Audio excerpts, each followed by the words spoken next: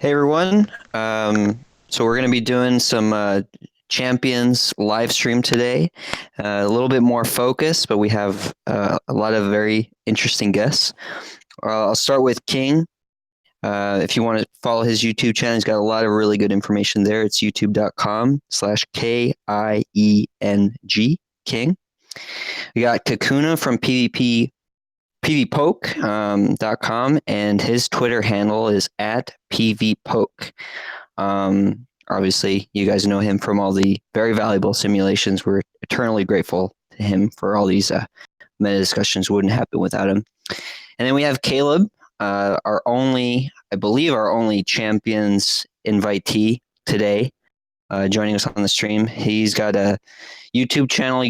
He hosts a lot of interesting meta picks. His YouTube channel is CalebPeng. That's CalebPeng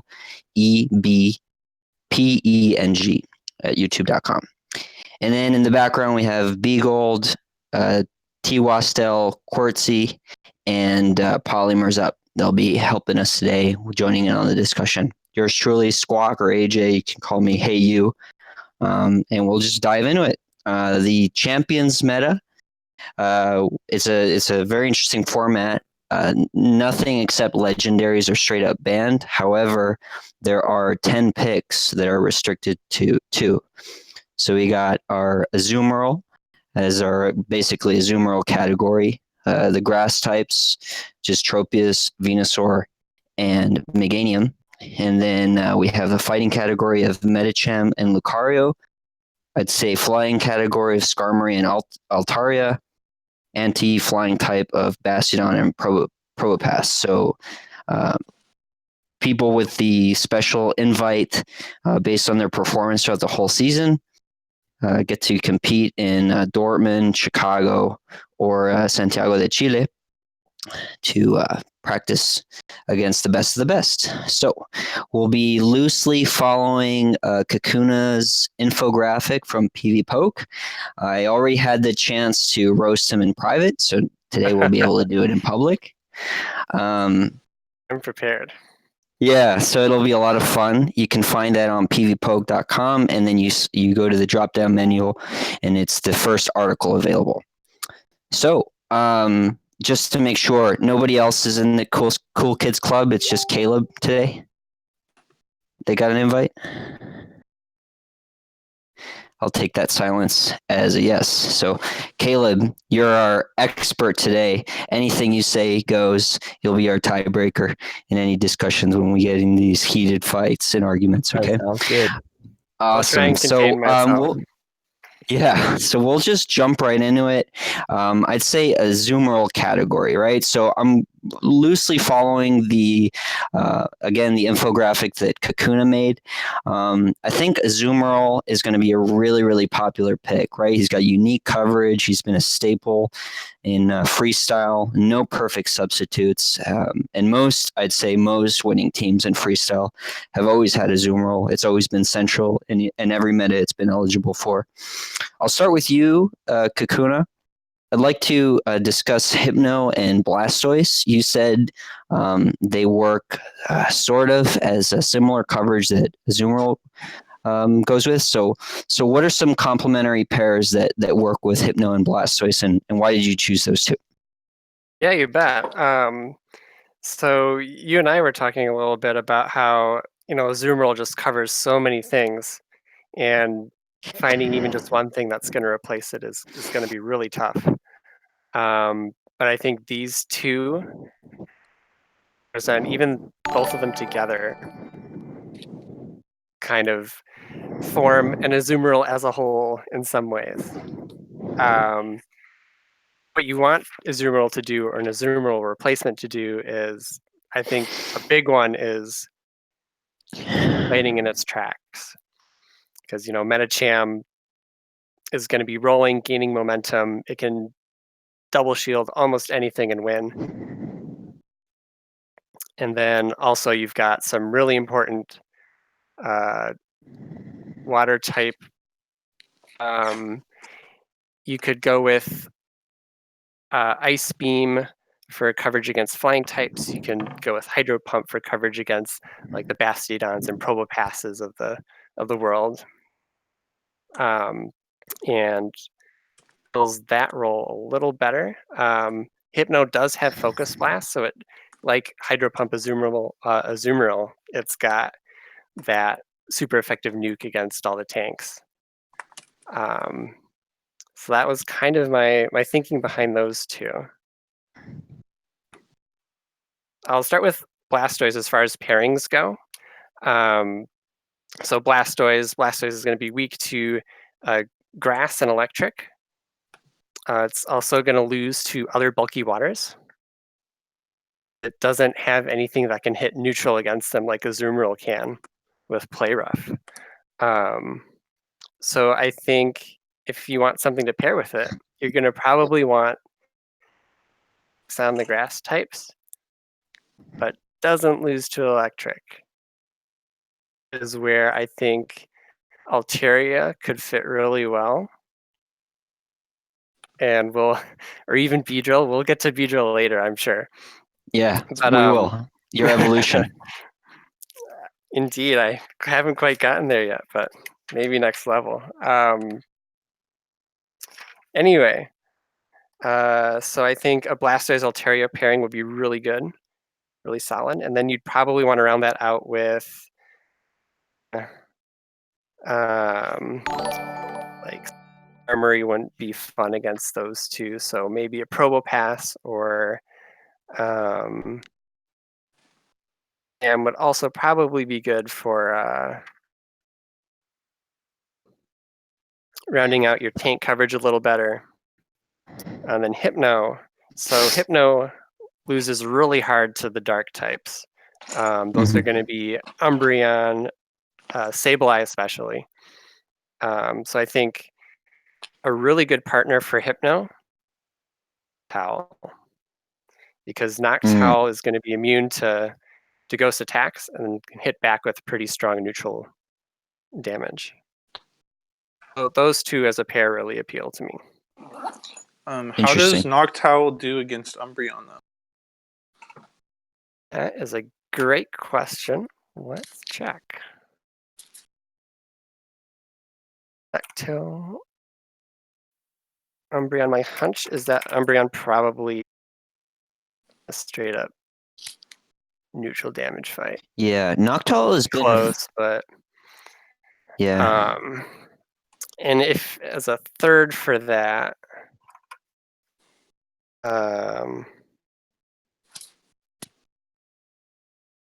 if you want it to be very brave, and we'll probably talk about more about this later, but Lucario could also fit in that trio. I think a Hypno, Noctowl, Lucario trio could have some weight.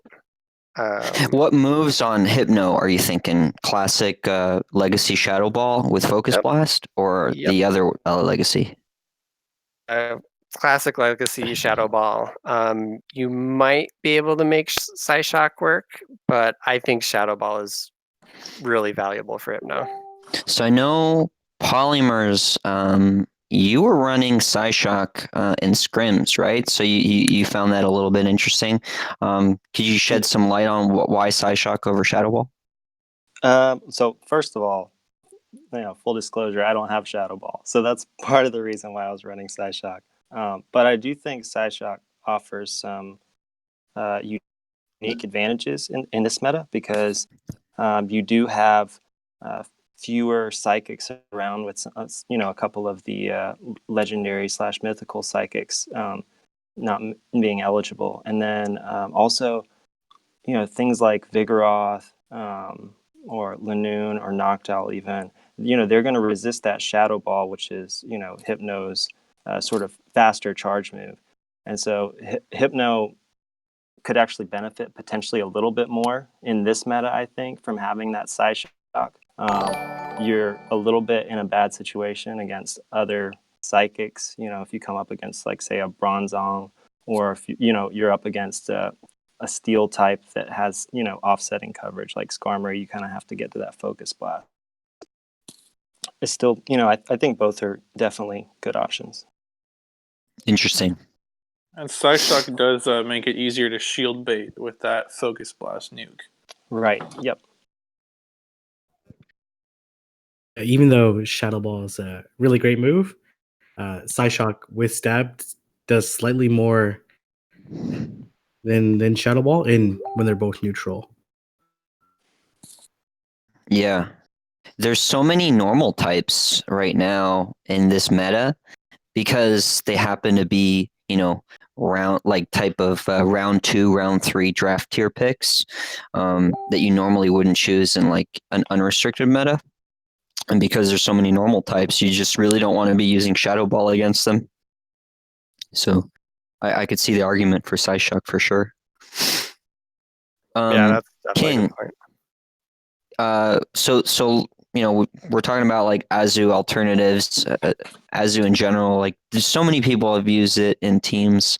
Have you even seen any teams without Azumarill that you think are like really viable for this? I haven't.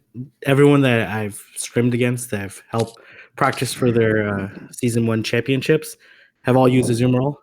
I think it's a Pokemon that's very extremely difficult to replace, and envision a team. Obviously, there's going to be very skilled players here. That I don't think there'll be very many teams that will do extremely well without running Azumarill. Right. Maybe you just haven't played enough teams with Beedrill in them. It's possible. That's fair enough. Watch out. Yeah. I All think. Can I chime in real quick? Yeah, absolutely. So I agree with King that it's Azumarill is pretty hard to replace, and I think most people will be running it. If I was going, I would probably run it too. But I think the one advantage to not running it is the fact that I imagine most people will be stacking up a lot of the rest of their roster against Azumarill because they're expecting almost everyone to run it. So if you're able to find a way to substitute it, you could be at an advantage because most people's teams will be stacked against it. Yeah. So what moves do you guys think on Azumarill? There's a couple questions on the Twitch that came up. Is it the Ice Beam Play Rough or Play Rough Hydro Pump that started getting really popular in recent metas? Or maybe even Hydro Pump Ice Beam? What do you guys think? I'd say it really depends on the rest of your composition. So how many other Pokemon do you have that counters Bastiodon or Probopass? Do you have, like if you have like a Whiscash and a fighting type, you probably don't need the Hydro Pump as much because you already have 2 pretty strong counters to those steel types. But if you're running just like one fighting type or without like, a ground type, that Hydro Pump definitely could come in handy. That's kind of my opinion on that. Yeah. I almost feel like if you can get away with not full, just teasing your full Azumarill moveset in round 1, you get a really big advantage for round 2 because you haven't disclosed that yet. I've seen that in freestyle a little bit where they're really starting to feel like you don't have Hydro Pump and they'll let their guard down with Bastiodon and boom, you just, hit most of its HP in one shot. So I'm getting the consensus, and anybody chime in if you guys disagree. But choose your team first, and then your Azumarill set second. Is that about right? Yep. Definitely. Cool. And would you guys all agree that Play Rough is probably the staple, and you would flip the other 2 moves depending on coverage, or do you think there's some merit? I know like late in freestyle or late in regionals, the Ice Beam Hydro Pump combo took off a little bit. I think there's less head-to-head with water types in this meta versus the regional one. And so I think running an Ice Beam and Hydro Pump is possible, as knowing that as long as you're aware that you shouldn't be in a mirror matchup with another Azumarill or any other water types. I think having that Ice Beam, could bait out some shields faster and then can deal with some of the flyers much better as well. And Hydro Pump in regionals, and Azumarill was just not a reliable counter to any fighting type, just because it just takes forever to get to Hydro Pump against a Skarmory. That's actually a really good point. So, like, since there's less, I mean, I don't mean that Medicham won't be present, but since it's perhaps less present than, say, I don't know, Vigoroth maybe, because there's just other restricted types that work better. You guys think maybe foregoing Play Rough works in favor of that Ice Beam Hydro Pump moveset? Me personally, I value at least coming out even at worst for the mirror for a Pokemon that I think is going to be pretty common in teams. If it was a less common, then I'd feel more comfortable not necessarily winning or even potentially losing the mirror. Yeah, that's a good point. The mirror is pretty huge. So, Caleb. Oh yeah, Kakuna, you're going to say something? Sure, yeah. I think Sableye and Umbreon are also pretty important considerations. I don't know how prevalent those two will be, but depending on your team composition, if Azumarill is really your only answer to dark types, then probably best to roll Play Rough. That's a good point. So Caleb, you're obviously way wiser than all of us combined. You're the only one with the invite here. So have you seen any creative Azumarill alternatives that we haven't even mentioned? Yeah, I've actually. Oh yeah, sorry. Just saying. I've actually done a lot of testing without running Azumarill as one of my exclusive 2 picks. And I know that might not be the wisest move in some ways, but I think someone just mentioned that a lot of people are probably anticipating seeing Azumarill, so having a lot of counters stacked against Azumarill. And so I haven't decided my team yet. I'm still like switching it up on a day-to-day basis, so I don't want to say that I'm definitely not bringing Azumarill, but I think there are definitely options around it. So something like Muck, right, would counter Azumarill and also counter a lot of the fighting types, just because if it's typing in different movesets. And so I would suggest anyone watching this going to Worlds to really anticipate any potential lineup. I've even done testing with using some of the grass types in my exclusive too, and sometimes it works, sometimes it doesn't. But I think you should definitely expect lineups that are different than the typical Azumarill plus one of the flyers or fighting types. I think Bring Hypno is a pretty strong counter to Medicham and some of the fighting types. Also, if people are bringing a lot of Vigoroth, not as strong of a counter against Vigoroth as as against Medicham and stuff. So I think Azumarill was definitely a staple in regionals, but I think there's a lot of ways to work around Azumarill. And so my non-Azumarill team was built still very strongly against Azumarill as well too. So even if I had a Sableye on the team, it's kind of a gamble for them to bring Azumarill because there might be poison types and back up the Sableye, for example. No, that's a normal Kanto Muck, correct? Is what you're saying? Normal Kanto Muck, yeah. Is that like Legacy Lick Muck, or is the Poison Jab doing just fine? Yeah, so you get some trade-offs there. So Lick Muck definitely charges moves much quicker. I personally don't have one, so I haven't been able to test one out, but I've gone against a friend of mine that has one. It definitely is quite spammable. But Poison Jab, in the sense that it beats Azumarill in, I believe, all even shield scenarios by quite a bit. So you definitely have advantage there. And that way, you can run Thunder Punch and Dark Pulse, so you don't even need to run. I think Gunk Shot is the poison move, so that way you get flexibility in countering flying types with Thunder Punch. Sidekick types, you can throw some Dark Pulses at them before getting taken out by Confusion. So definitely something to be wary of, and because the meta is at least the typing is so much broader than regionals, you're probably going to see less ground types like Whiscash and Quagsire and things of that nature to counter like. Yeah. Awesome. Before we move on to, go ahead, Tristan.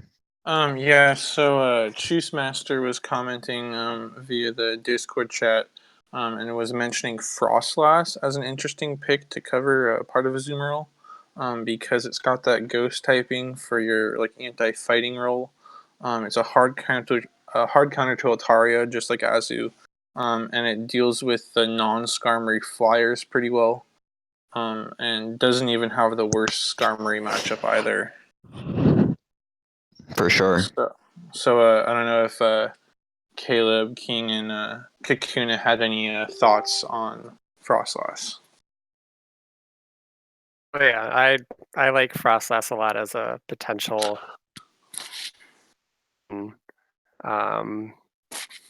As Choose Master pointed out, it has a lot of capabilities and got some hypothetical lineups with Frostlass on it, but it can definitely shore up some potential weaknesses on the rest of your roster, and I think Very frail. It can't tank a hit as well as a Azumarill, which is I think one of the reasons why people like running Azumarill, just because it. And as well, there in certain situations you might have to use more shields than you would for. Right.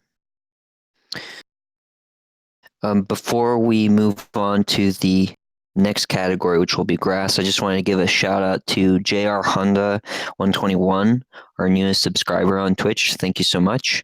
He's also going to be helping us out with some social media, and go see him. So shout out to him. Really do appreciate him stepping up to the job. Our grass category has the most options among the restricted picks. We have Meganium, has been really popular in freestyle as of late, just because his good matchup against Bastiodon. We have Tropius, which has probably gotten a little bit less play as of recent, but still one of the best, if not the best, Razor Leafer available. And then we have Venusaur, which has obviously seen a ton of play within the Rainbow Cup meta. I'd like to highlight some differences between these two.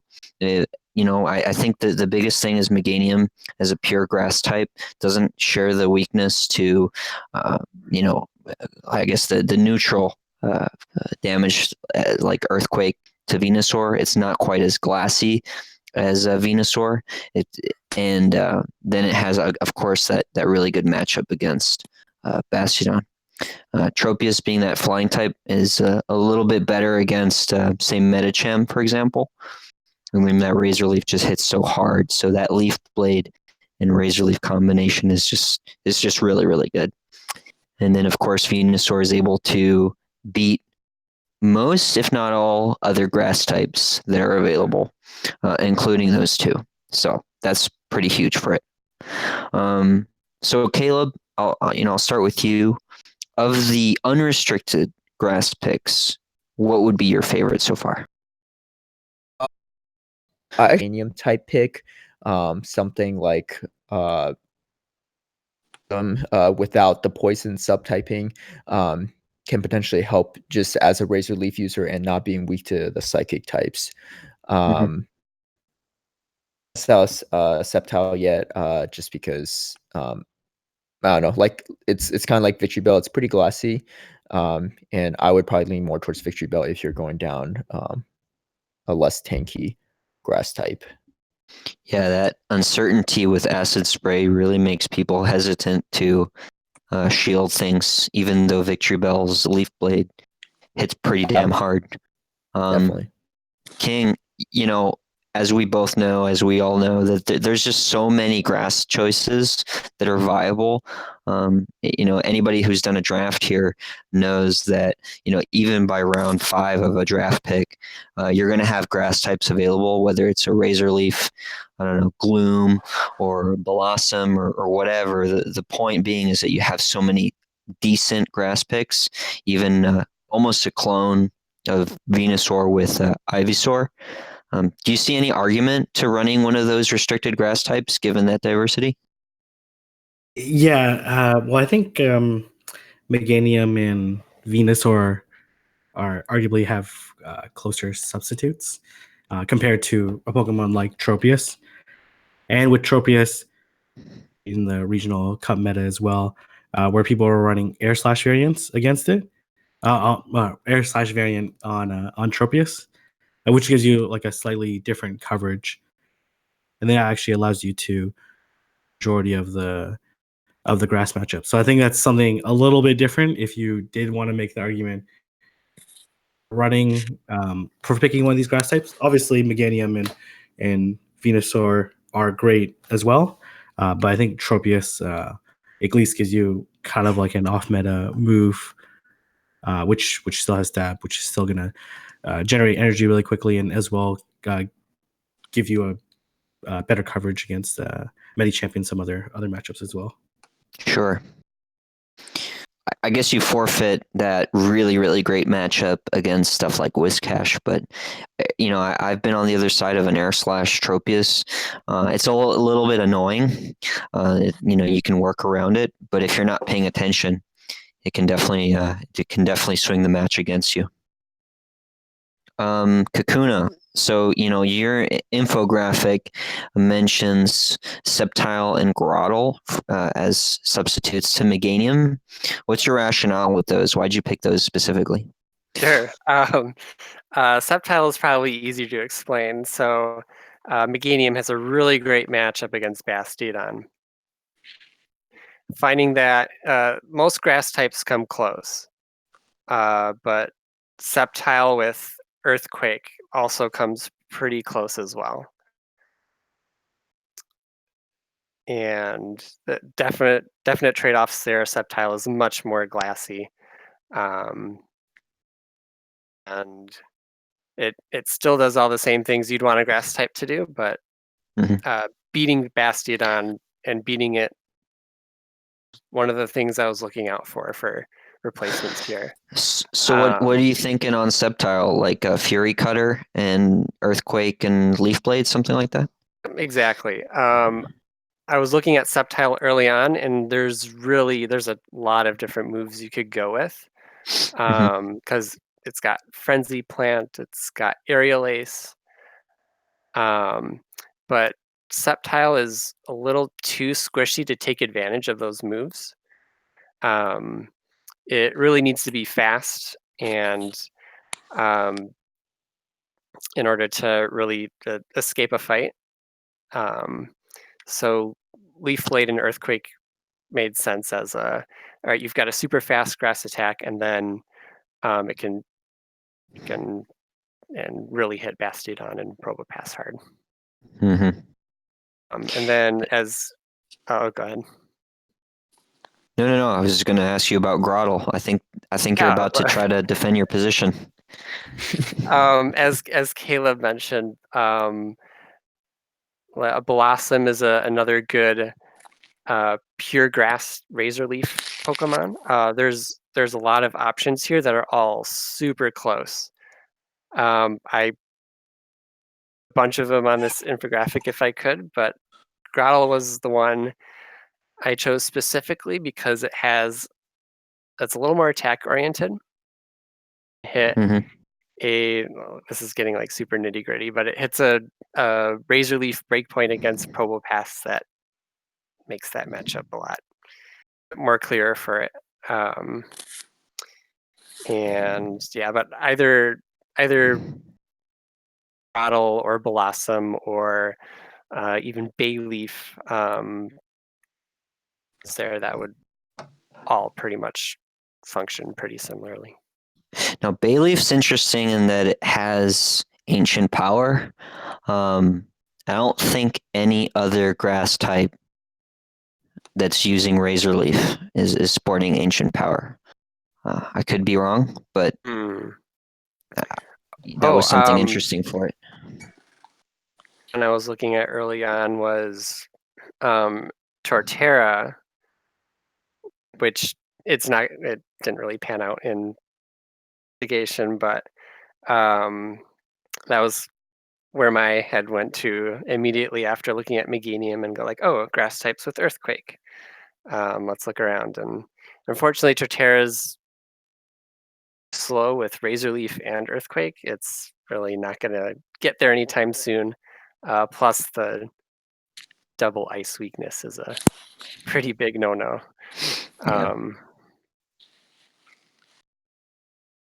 It doesn't seem like ground is really doing it any favors for subtyping. It's not like you need more resistance to electric. No, not many electric types don't really want to go up against a grass type anyway. Yeah, it is the ultimate lantern counter. That's true. So, so what I gather is Grottle's not such a great pick, but like that nice guy, right before prom, he was just available, right? Is what you're saying? I suppose, yeah. Yeah. Okay. The grass part of the article was pretty tough because figuring out Venusaur replacements, that was pretty easy. And there's a lot of grass poison options. And I paired Venusaur and Tropius together because, well, Tropius is really, really hard to find a Pokemon lookalike. But both Venusaur and Tropius, they resist fighting and they're decent against other grass types, and that's why I lumped them together. But if Yeah. you're looking for pure grass types, bit of a tougher search.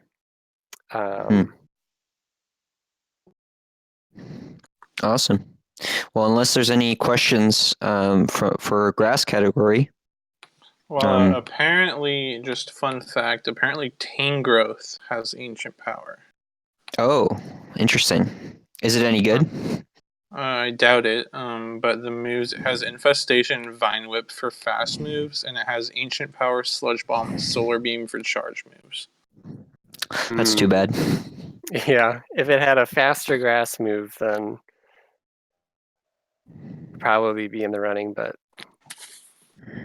having Solar Beam as your charged attack is not ideal. Yeah. Right. Well, I guess we'll move on to the fighting category. This one might be one of the longer ones. Even though we only have 2 restricted picks, we have Medicham and Lucario. I think Medicham has arguably been, along with Azumarill, one of the top freestyle picks since Power Up Punch was added and Bastiodon were added. Those 2 things brought Medicham all the way up to the top echelons of the meta. Lucario, I'm not exactly sure why Lucario was banned. Maybe you guys can shed some light into it. It was obviously really, really popular in Kingdom. Power Up Punch gave it a fighting chance. No pun intended there. So I just think that, it being so frail, if you're going to go with a restricted pick, probably Medicham is the winner here. There's some arguments for Lucario having Shadow Ball and such. But I'll ask a group question to all of you guys, and you can answer in the order you like. Do you guys think it was even fair to ban Lucario in the first place? Or restrict it? I'll go to fight for Lucario. So do I think anyone's going to pick it for the restricted pick? Probably not. Someone out there is going to. I think it work out. It has some things that go against it, like losing to all fighting types, but it's also got some really interesting perks. So it handles flying and ghost a lot better than other fighting types, to the point where it straight up can beat Skarmory. Mm-hmm. With Shadow Ball, it can threaten potential ghost type counters like Haunter if we see Haunter, or Sableye less so. But it can also challenge Azumarill, like shield baiting and hitting with boosted Shadow Balls and all that. There's a lot of iffy stuff if you're facing Lucario with traditional like rock paper scissors stuff. Right. I think the ban is warranted, but unfortunately for Lucario, I would be think most people are going to go for it. What do you guys think, Caleb? Yeah, I agree. I think Lucario is and can be really strong. I remember specifically in a Kingdom match, I went head to head with Lucario with a Alolan Marowak, which should counter Lucario, but if you don't shield the Shadow Ball, which I didn't, it could take out a lot of its own counters and handle the flying types pretty well too. I'd say Lucario makes more sense than the ban of something like Venusaur. Like, Ivysaur is such a similar replacement that you're not really losing much from a Venusaur ban, so I don't think anyone's even considering it. I'd be more surprised if someone ran a Venusaur over a Lucario in Worlds. But at the same time too, it's definitely not on the same level as something like Metacham and Azumarill. So if the ban list could have been shorter, I'd probably take Lucario out. Yeah. What do you think, King? I agree with that. I think Lucario surprised most people, and I think the issue, I know Kakuna, you had mentioned like the boosted Shadow Ball, is that I think most players that will be going here will know if they're running a Azumarill versus Lucario not to shield the first charge move, even if it's Shadow Ball, because it's not as effective without boosted from 2 power-up punches to win the double shield. So I think there are some situations where shield baiting, but I think when it comes to power-up punch and you ultimately hitting boosted Shadow Ball makes it much more difficult. But obviously it does take out its counters, as Caleb pointed out, but maybe not as common as you might see in Kingdom. I seem to be. Oh yeah, Tristan, go ahead. I think the in my opinion, kind of the biggest reason that Lucario isn't that overpowered is the fact that it's just so frail.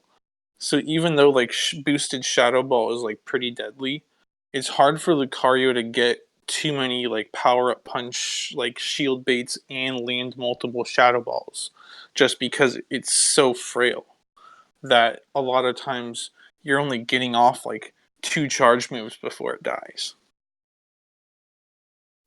Yeah.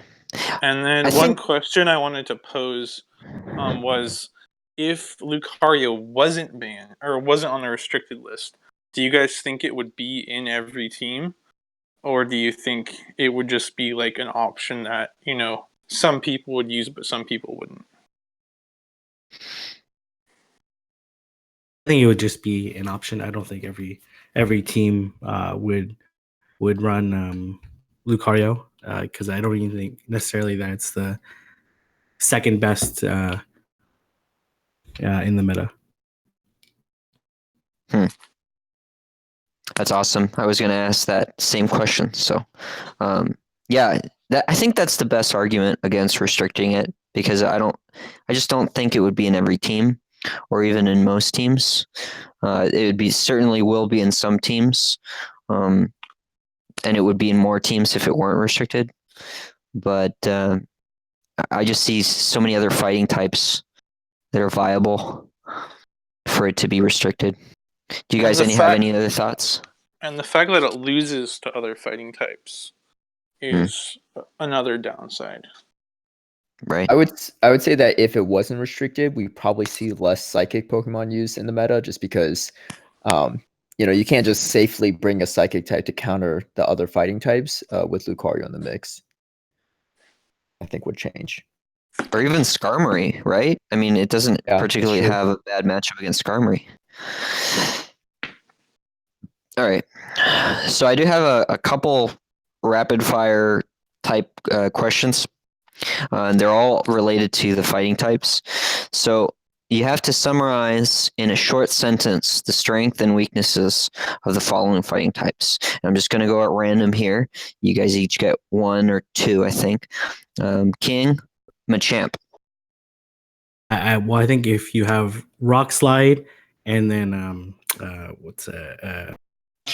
Cross Chop being a very low energy generation fighting move, and plus Rock Slide gives you coverage against some of the flying types, and is one of the reasons why I think Machamp might be viable. Okay. Kakuna, Vigoroth. So Vigoroth, unlike other fighting types, it against yeah. Hold on. Ghost types, you might be Yeah, thinking. well, it still loses to those, like Sludge Bomb Haunter, for example. Right. But if Haunter's running all ghost moves, then yeah, Bulldoze is great coverage, for example. And it's kind of like Lucario, it also can kind of flip the script on flying type counters because it isn't weak to flying. Mm-hmm. Okay. So it can. Caleb? Oh, yeah, you had one more thing about Vigoroth? Oh, I was just going to say it can beat Noctowl, for example. Yeah, it's a good point. All right, Caleb, Poliwrath. Yeah, I use Poliwrath a lot actually in Nightmare. I just think that it's really glassy compared to a lot of the fighting types. And especially in a meta where you have Vigoroth or even potentially Sudowoodo to go against that are weak to fighting moves. If you're running Mud Shot on a Legacy move Mud Shot, it's just not going to do as much when you need counter. And so and I think having to go against other grass types, either if it's a Razor Leaf, then that's kind of game over right away. But even against an Ivysaur, you're instantly weak to that versus some of the other fighting types may not have that much of a weakness. Mm-hmm. And you'd be running Legacy, I'm assuming, over Bubble in general? I would run it over Legacy over Bubble just because I assume if you bring Poliwrath, it's for the fighting usage and the Mud Shot, stacks well with against certain things they'd be countering like Bastiodon, Propass. It can do some super effective damage. Fair enough. But Mud Shot gets the power punch much faster. All right, Kieng, Hitmonchan. Well, I think one of the advantages of the Hitmonchan is you don't necessarily know what, besides Power Up Punch, or some people might not even bring Power Up Punch. The coverage of its different punches makes you, at least early in the match, potentially second guess whether or not you should shield or not. And it's Go ahead. And its downsides.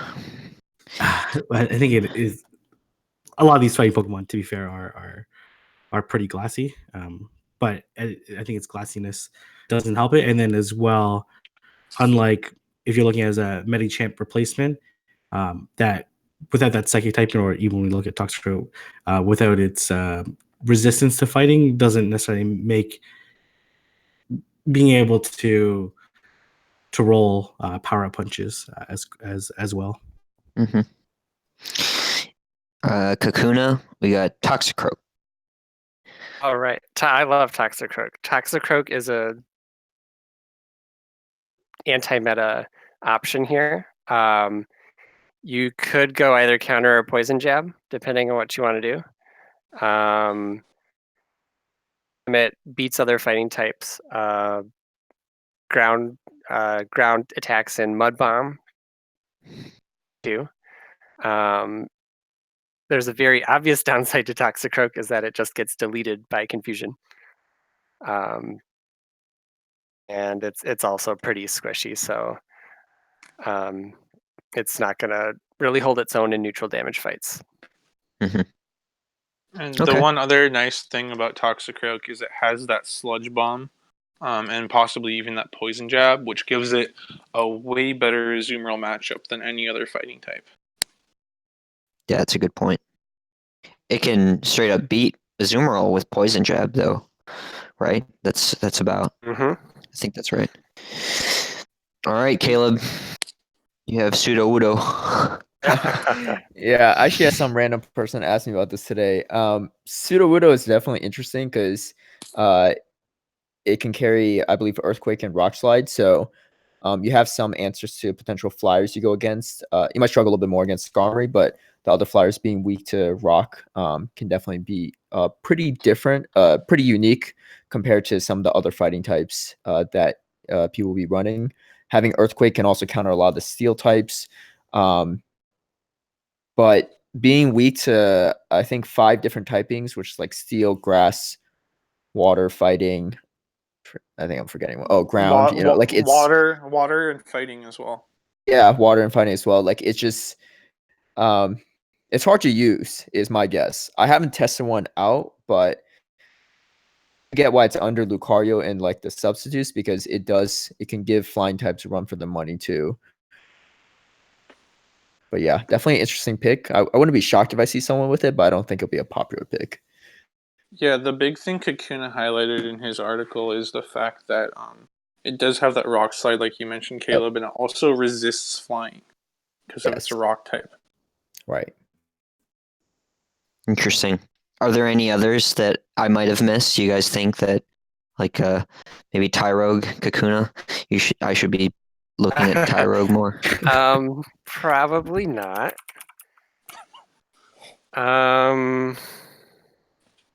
Blaziken, What about Raichu? maybe? What about Raichu with Brick Break? I know we have some Raichu fans that Oh listen no! to us. Don't get us started on Raichu. Okay. Yeah, I wouldn't count Raichu in the fighting department, but Brick Break is certainly good coverage here as opposed to in Rainbow Cup. For sure. All right. Yeah, Well, how speaking about that. Blaziken. Oh, yeah? Oh, Blaziken. Yeah, what about him? What do you guys think about Blaziken? It's one of Blaziken's huge just- downfall. Sorry, go ahead. Oh, no, it's fine. Blaziken's just really Well, glassy. King, yeah. I remember I used the Drapion against it in Nightmare Cup, and one Aqua Tail took down like 2/3 of its life.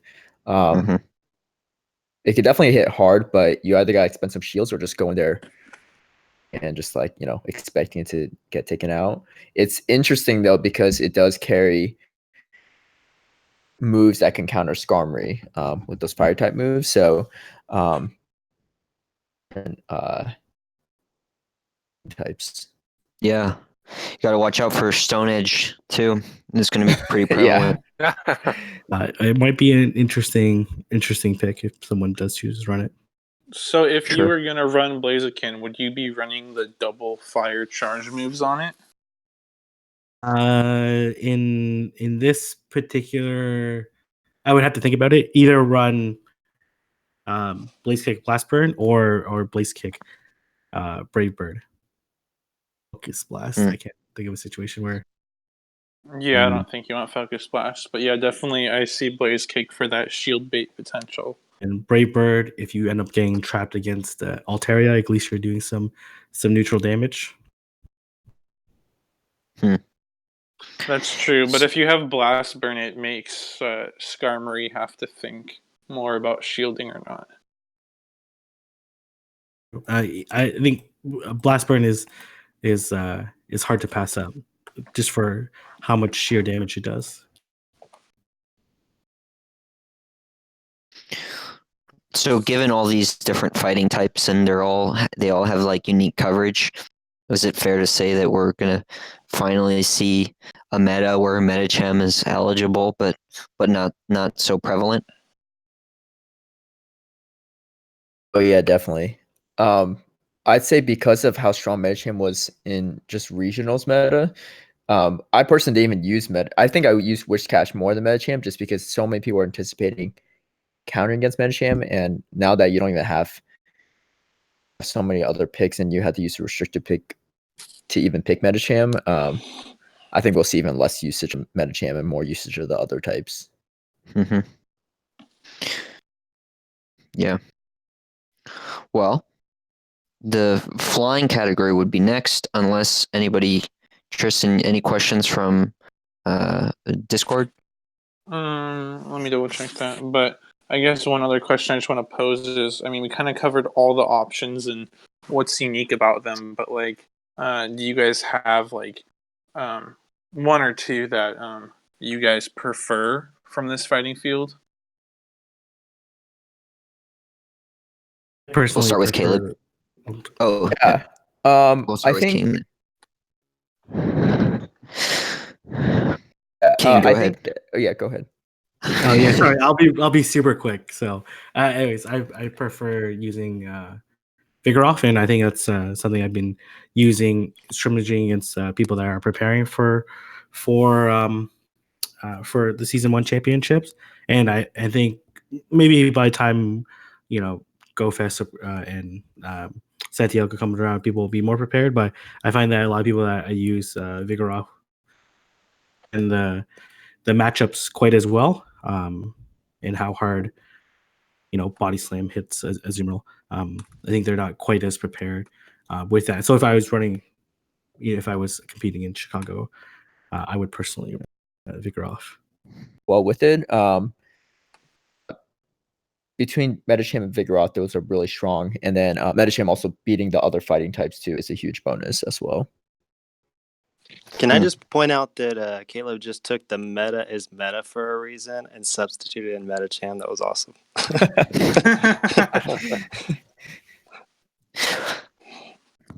I like all the fighting picks. They're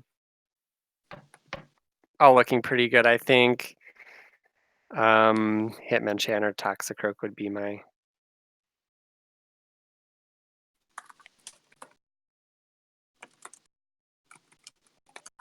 Cool. All right, we'll move on to the flying category. Main 2 picks are going to be Skarmory and Altaria. They both offer, unique advantages. I think Skarmory mainly its weakness is what it defines it. I think because it mostly resists almost everything else. Being weak to electric mainly and a little bit fire, but less prevalent, of course, is pretty huge on Skarmory. Having a slightly better matchup against the anti-flyers, so to speak, and a slightly less defined matchup, I guess, against any fighter that isn't running Ice Punch is pretty big for Skarmory. Then we have Altaria, which has been a staple for freestyle. I'd say the first half of the season, Altaria was like the number 1 freestyle pick for flying coverage. And then it sort of flipped on its head with Skarmory gaining a lot of traction, especially after Bastiodon came forward. Having a slightly better matchup, I think, against Metacham and not fearing as much that double super effective Ice Punch after being boosted was a huge plus for Skarmory. But I think Altaria is set for a comeback, right? So what do you guys think? A side note before we get into those specific, flying within this meta, you guys think Altaria is set for a comeback with electrics on the rise within freestyle? I think so. Just kind of a lot of people I talked to at regionals had mentioned that their team was actually weak to Altaria, but nobody had brought it. And I think aren't bringing either Bastiodon or Probopass, and you're relying on electric to take out flying types, you could be in a bad spot. Altaria team. Right. Yeah, I think for general freestyle, especially, that Altaria will see a comeback because we're seeing more and more people go to electric types as their flying counter, possibly instead of a Bastiodon or Probopass. And then we're seeing the Defense Deoxys for freestyle be used more, and Altaria has a better matchup there than Skarmory does. And I also foresee Swampert seeing some more use after its Community Day next month. And Altaria just completely walls Swampert. So I think those 3 factors, at least for freestyle, will see Altaria make a comeback. For sure. Okay, so I'll ask Caleb this. Do you think it was fair to ban Lugia? I think you're very unbiased to answer this question. For those of you who don't know, Caleb, quote unquote, discovered extrasensory Lugia for regionals, and that brought him the gold for him to be eligible to that shiny golden ticket that we're all talking about. Lugia has some interesting coverage that helped it a lot in regionals. Do you think it was fair to ban it in champions? Yeah, I think if the main purpose behind that ban is to make things more fair, if you can roll Lugia under 1500 or the cost of unlocking that second move, I think I get that. To a lot of these Pokemon, you kind of need to rely on certain legacy moves like Hypno, and some of the Community Day moves as well. And so, in some ways, something like a legacy Hypno is even more restrictive than rolling down Lugia. I'm okay with it, just in the sense that, it's created a different meta. My guess is that people probably be running Lugia a lot more if it wasn't banned and it was allowed. I mean, I think it was just a blanket ban just for cost-effective reasons for all legendaries and mythicals. Wow, spoken like a true champion. You just abandon your Pokemon even if they help you win. Yep. All right. So, I mean, does anybody else have any comments about Lugia? We obviously won't discuss it in depth, but do you guys think it was fair to ban it? I don't really think so. I don't think it's like too overpowered or anything. I think it would have provided a little more variety to the flying landscape, which I think would have been healthy for this meta.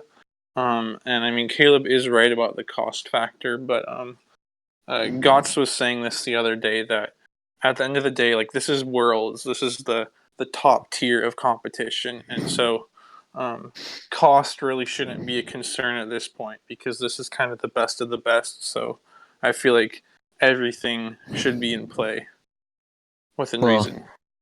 The best of the best and Mason, right? So, all right.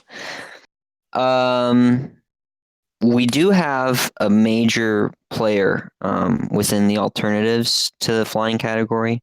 I'd like to just leave an open, short discussion on Noctowl, just because it's been really prevalent on a lot of teams that I've seen. What are your guys' thoughts on Noctowl in this meta?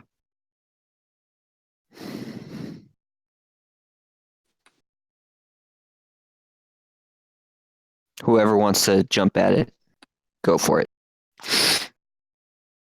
Noctowl looks pretty strong. I think big thing that it does that is maybe outside of its role is it really threatens a lot of the ghost types place in the meta, where normally like Shadow Ball Haunter could, if it wanted to. Noctowl is a very different thing to play around. Now, compared to Skarmory against like grass and fighting types specifically, Skarmory has the advantage in that it double resists grass, farms energy a lot cleaner. Wing attack is less damage oriented, so more often than not, Noctowl is going to need to knock stuff out with a charged move. So managing energy is going to be a bit more important for Noctowl. Farm up as much as you can without also taking like a sludge bomb to the face. What do you think, Caleb? You've been running a lot of Noctowl in your teams? I have not, but I do. I mean, I think it is very strong for this meta. I do agree with Kakuna. I think having wing attack instead of air slash definitely makes it and Skarmory. I wouldn't say it's like a replacement like Ivysaur is to Venusaur. And you just can't really farm much with it. I think it's particularly strong. I think it also gives more reason to potentially carry Psyshock Hypno if you have one over Shadow Ball Hypno, just because I mean that's not a good matchup in general, but you really won't be able to do much damage with Shadow Ball in that bad matchup either. Mm-hmm. How about you, King? Have you seen it a lot in scrims? I have seen some people run it, and then I was actually toying around running it in regionals. But I think like pros and cons with wing attack.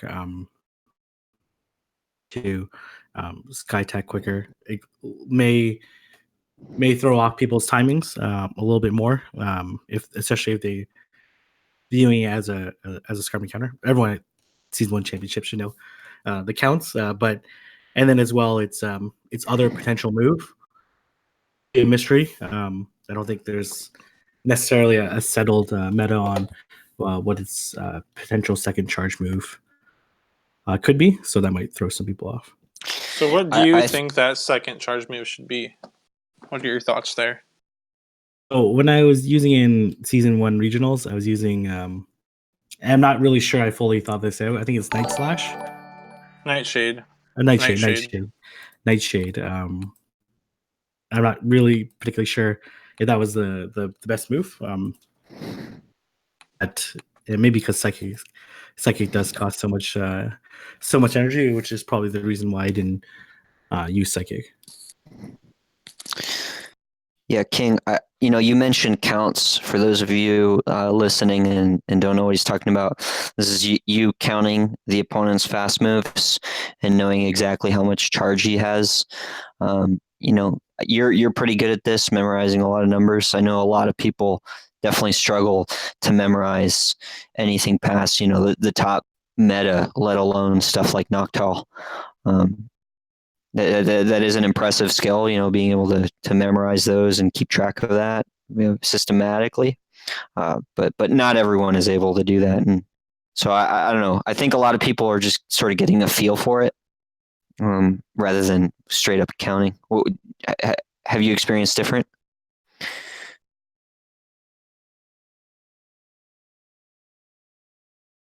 Okay. Oh yeah.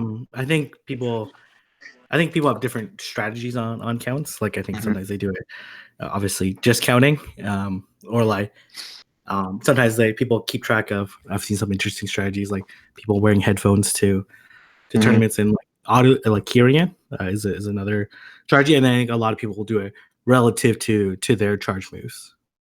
So what do you use? Shed us some light on the top tier tactics that you use to keep track of the I counts. just count, to be honest. Like nothing fancy there. I just literally you'll see like sometimes I don't verbally count when I'm in a tournament, but if you see me practice at home when I'm streaming or doing video, I'm like literally counting as I do it. Getting a good feel for it definitely helps you, especially in some uncertain scenarios. Maybe you should count out loud, like really, really loudly, in like different languages, if you know them. I did go to one tournament where the one guy's like, "You're doing this move to me," like pointing at me. I'm like, it actually kind of threw me off because he, yeah, in my head. So no, I think you should count and just yell the numbers at the other person. It'll be an intimidation Throw them factor. off. Disrupt their counting. for sure.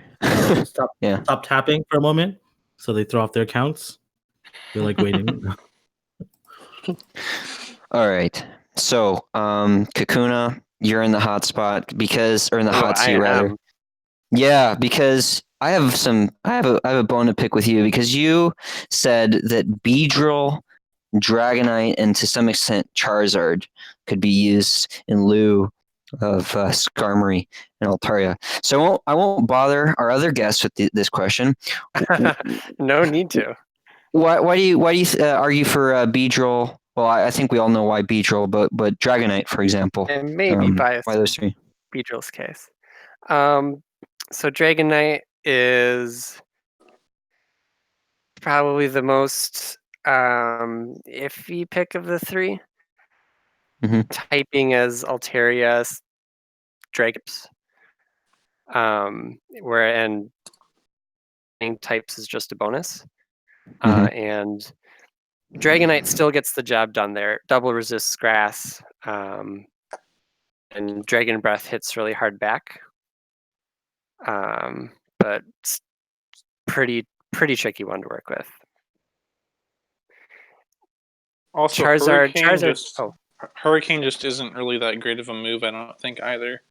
No, I think it might be a little bit of a different story if it had like Dragon Claw and Sky Attack, but Hurricane just isn't that good. Otherwise, you probably want to run Dragon Claw Outrage. Oh, really? Yeah, because gonna beat you anyways, I guess. Like, you're not gonna get to Hurricane against Azumarill, but against like Bastiodon and Probopass, like they're all gonna resist Outrage or Dragon types and Flying type attacks anyway. So Dragon Claw and Outrage is a really nice like 1-2 punch, where you don't really know. Your opponent might not know what you're coming at them with. Will do a lot of neutral damage to a lot of stuff. But yeah, it's too bad Dragonite doesn't have better coverage moves. So what would you be pairing Beedrill with that perhaps Altaria wouldn't be doing well, or Skarmory wouldn't be doing well? Let's talk a bit about Beedrill's matchups before we go into that, because that's a complicated question. But so the rationale behind Beedrill is, and for this category of flying types, is you want to beat grass types and also not be weak to electric. And both Altaria and Beedrill fulfill that role pretty well. And Beedrill surprisingly can take on like and Raichu just with X Scissor spam.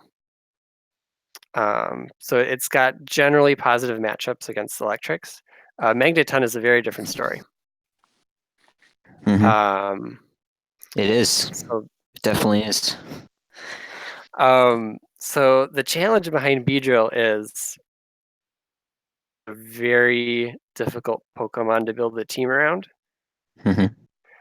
Because if you're using it as a flying type, it loses to other flying types. It loses to the Mud Boys. It loses to your regular rock type tanks. And having to plan around all that is, I think, we pair it with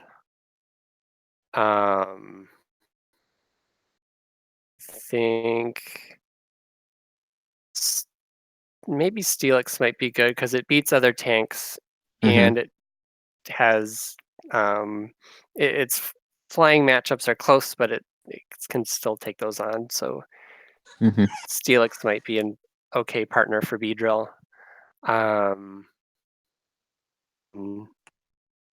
Yeah, so maybe Beedrill, Steelix, and something with Razor Leaf. That's not your top tier championship squad, but yeah. So team building is a bit of a challenge for. I gotta say, I'm not convinced, but I really like Beedrill in draft. I'm actually using it in draft right now. It's been a little disappointing, but I do like it. Even especially the non-legacy Poison Jab version, which I assume that's the one you're talking about here. Yes. Yep. It's kind of spammy. It can tank things that you wouldn't expect it to tank, and it has such a good matchup against grass types and even Azumarill. So that's what it has going for it. But I was very interested when you I do see the argument for it substituting some of the roles that the flying types go.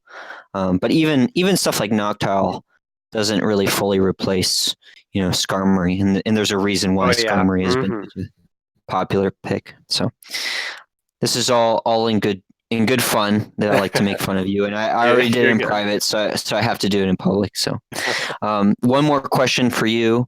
This is from Reddit, and it's very pertinent. Is will you ever become a Beedrill? I ever become a Beedrill? Yeah, Someday, maybe a someday. Mega Beedrill or a Giga, whatever it's called now, Hmm. in Orange Shield. Okay. So I didn't prepare you guys for this, but Caleb and King, you guys are going to defend either Skarmory or Altaria as a pick. I'm going to give Caleb the option to choose, and King, you're stuck with whatever's left over. So we'll just have an opening argument from Caleb of what you choose, Skarmory or Altaria. King, you'll rebuttal, and we'll just all make fun of you guys after. I'll go with Altaria. So Okay. I think with the rise of Probopass being used, I mean it's not going to beat Probopass. Neither of them are going to beat Probopass, but I think Altaria does have a better matchup against Probopass than Skarmory does, and it's a little bit less susceptible to being farmed as easily. The big thing that I like about Altaria is that it can beat Metacham as long as you don't get shield baited the first time around.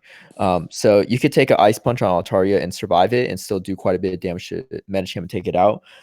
Versus with Skarmory, on even shields, if you go to 2 shields, you lose against Metacham every time with Skarmory. Versus Altaria, if they try to bluff you out with a Power Punch, it's going to do nothing, and you just shield the second move, which will likely be Ice Punch. If they go straight for the Ice Punch, it's not going to do enough damage. So that's a pretty key matchup. That was my big reason of not running Skarmory in regionals, was that it loses to Metacham. I think, like Kakuna said, its main purpose is to counter grass types, but being able to counter grass types and fighting types is definitely a bonus. And so I think that's in some ways something that people may be overlooking for Altaria, even though it loses the head-to-head with Skarmory. Okay. King? I think Skarmory in general does better against the main meta. Especially, I think it can farm grass Pokemon better. Remember the Tempest matchup when it's totally different if you're using a Skarmory versus a Tropius, for example, than if you're using an Altaria versus a Tropius, where you're actually getting pretty dangerously low in health. And as well, I think Skarmory has a more strategic matchup against Altaria in general than the other way around. Or I think there is important that you feel comfortable against in using Skarmory, especially as you're in the heat of the moment of the battle against a lot of these Pokemon that you would have saw in regionals. And since Altaria's fell out of favor because of the rise of Probopass and a number of different reasons, that I think people may not be as comfortable in the matchups and as familiar, especially as the lights shine bright in season 1 championships, and I'm there shoutcasting and every single move that I think going back and feeling that you're comfortable and that you've practiced with this Pokemon for a really long time is really big consideration. And as well, yes, Altaria has a better matchup against Probopass than Skarmory, but it's actually not that far off. But that's the anti-flyers. I think people should be running Bastion over Probopass. But anyways, and Interesting. We'll get to that a little bit later. And as well, I think if people choose to run Altaria Ice Cream against 2 people where their only counter to Altaria was Lantern, and that all I needed to do was bait out their Lantern, and then Skarmory was a safe switch. So I think yeah. Which of the 2 has a better Steelix matchup, or is it about the same? I remember Altaria and Steelix a lot in Kingdom especially, but not so much the Skarmory Steelix matchup. that is I think Skarmory has a slightly better matchup, but Steelix still beats it as well. Yeah. Yeah. It's one of those like Skarmory you has better a switch in slightly- fast. Yeah, Skarmory has a slightly better matchup. Decent bump. The two shield scenario. Hmm. Okay. Well, awesome. I think you guys can choose for yourselves which sounded more convincing. It's obviously really tough. Skarmory and Altaria are both really, really solid picks. I think in the early freestyle, we saw a lot of both of them being run, but with Bastiodon and other anti-flying types, which is what we're going to segue into, it's been really, really hard to justify running both of them. So our anti-flying types are Bastiodon and Probopass for restricted picks. Both have very, very high defense, very bulky. Bastiodon is slightly bulkier, and they have different coverage.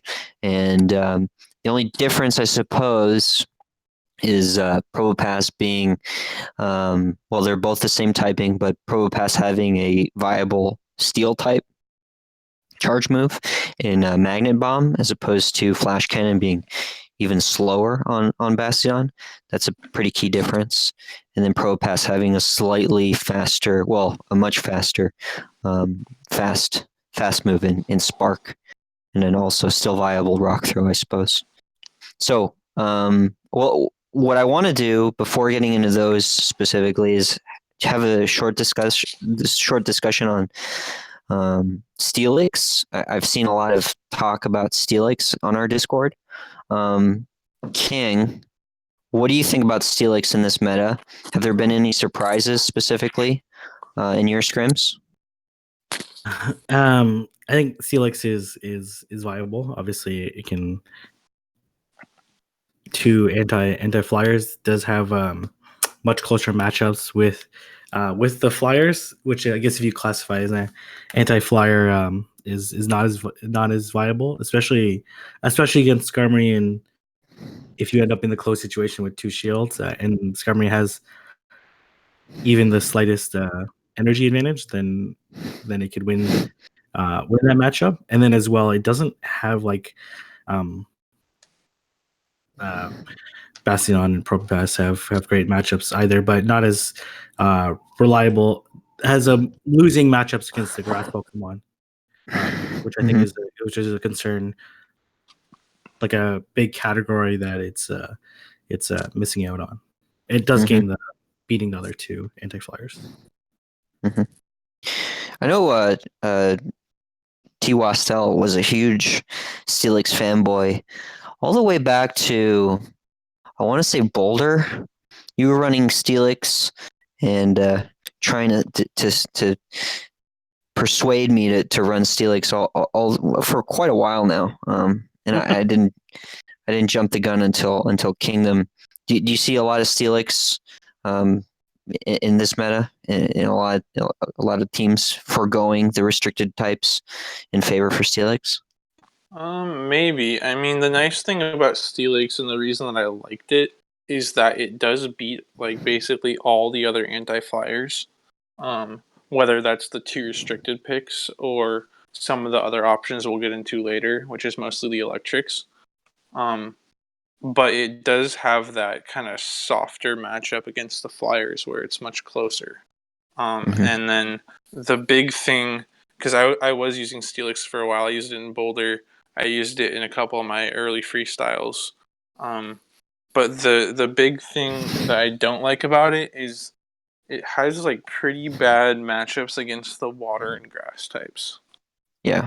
Whereas Bast and Probopass are a bit better, especially like the Azumarill matchup in particular.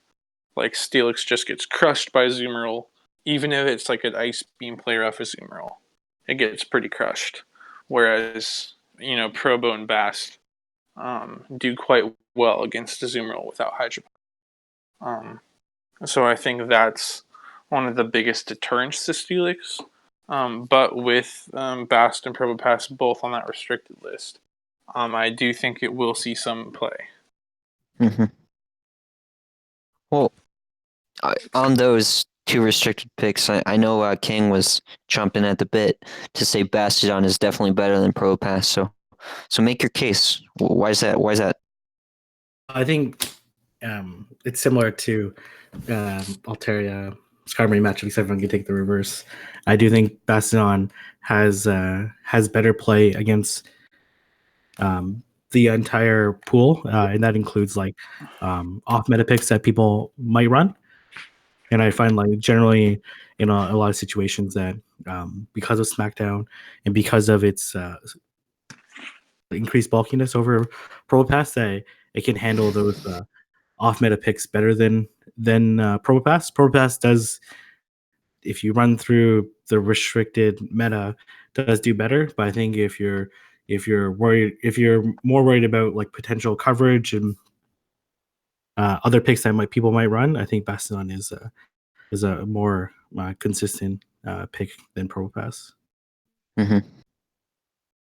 Yeah, I gotta share you guys a very quick story, and I still remember this. I dream about this every now and then. This was one of my first freestyle tournaments, remote freestyle tournaments on a Ghost Stadium.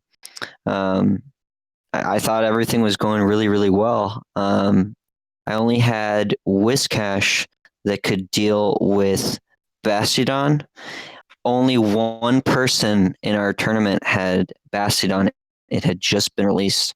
And I thought he might be bluffing it. So I decided to lead Whiscash against his Tropius. And I was so sorely underprepared for Bastiodon, and it punished me very, very badly in 3 matches. I made the mistake of leading Whiscash to Tropius 3 times, or 2 times rather. It was really bad. Bastiodon has that effect of just totally punishing trainers that aren't ready for it. I don't think it'll happen that much here, just because fighting types are going to be quite prevalent, I think. But you're right. I think Bastiodon is a really, really solid choice. I feel like Bastiodon is a little more polarizing, and like it has a lot of good matchups that it wins really hard, but I think it has more hard losses. Whereas Probopass with kind of that faster move set, I think gets a bit more shield pressure and can do a little bit more in some of those bad matchups. Right. Like Probopass versus Hydro Pump Azumarill is definitely closer than the Bastiodon versus Hydro Pump Azumarill matchup, for example. Mm-hmm. So Caleb, I mean, in your scrims or in your simming out, or I'm sure you have multiple spreadsheets going on just to choose your different teams. Have you seen any good teams that just forego this category and in favor for perhaps an electric type, something that doesn't totally wall the flying picks? I personally don't like electric type, so Lantern just charges a lot slower. And then I've gone against Lowland Raichu, but it's just really glassy, and taking even neutral hits from water just makes it kind of a liability. A good substitute, but I haven't seen any very successful ones without any of the 3 steel types. Some people might be able to prove me wrong on that. Sableye has a very interesting matchup against a lot of the flyers. I don't think it wins most of those, but it hits kind of hard. So if you're going on a strategy where you're just going to use like a Pokemon and have to take out the flyers and then with non-flyers, yeah, I haven't seen a lot of success with the electrics as replacements. I mean, they have a huge bench effect, the Bastiodon and Probopass. Yeah. Mm-hmm. You're much more cautious about running your flying types.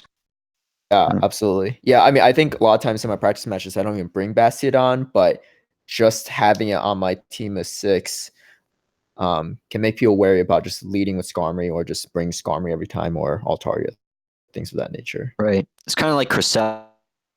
Your opponent has Cresselia They might not bring it, but you being shields down and not having a Cresselia counter at the end is very risky for you. Yeah, So definitely.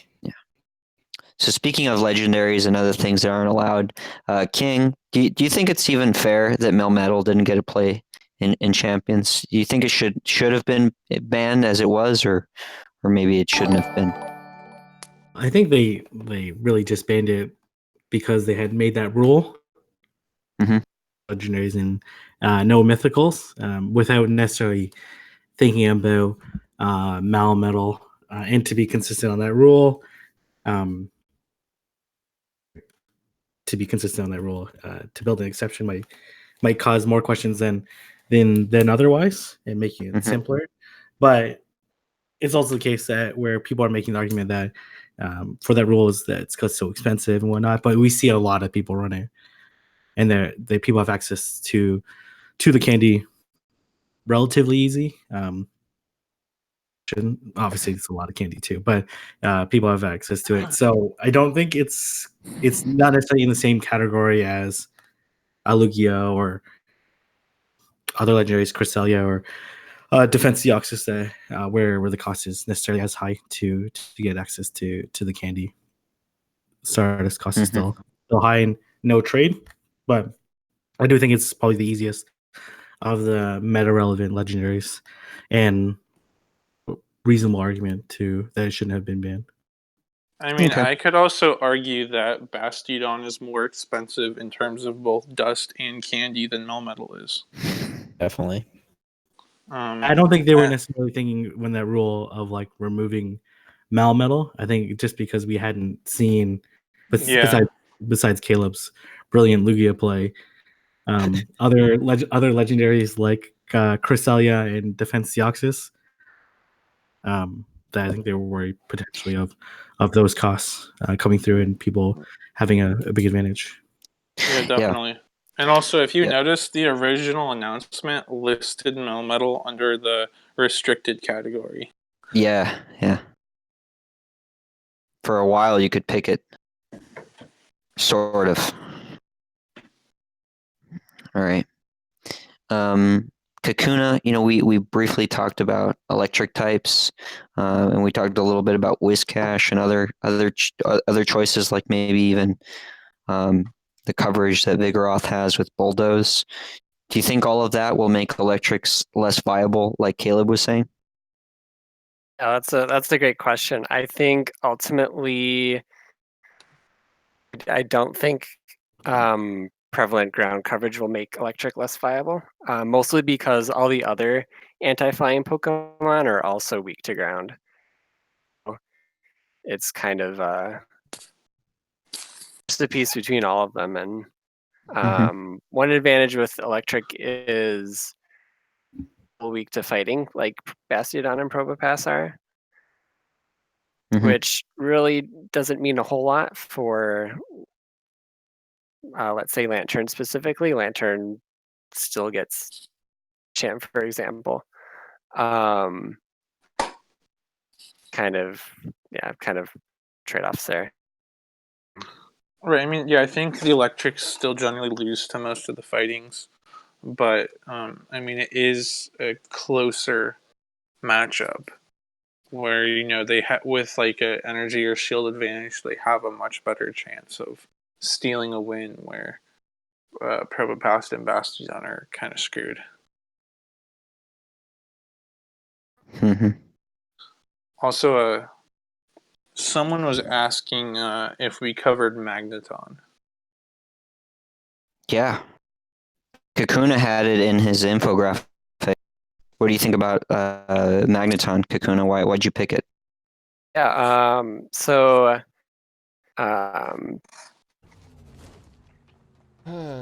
That Choose Master mentioned a reason Magneton is a great electric pick is that it still beats Altaria. It's like between Probopass and Magneton, Magneton is obviously much squishier. I think Worlds probably take Probopass every time. But Mhm. I think Magneton is a viable anti-flying option if you want to free up one of those restricted slots and also beat both Skarmory and Altaria at the same time. Mhm. So that's the end of, I guess, the restricted categories, but we're definitely seeing some other categories emerge within, team archetypes and that sort of thing. One prevalent type in freestyle meta that isn't so prevalent here has been Psychic. Save Hypno, which we already. You guys seen any Psychic types in scrims?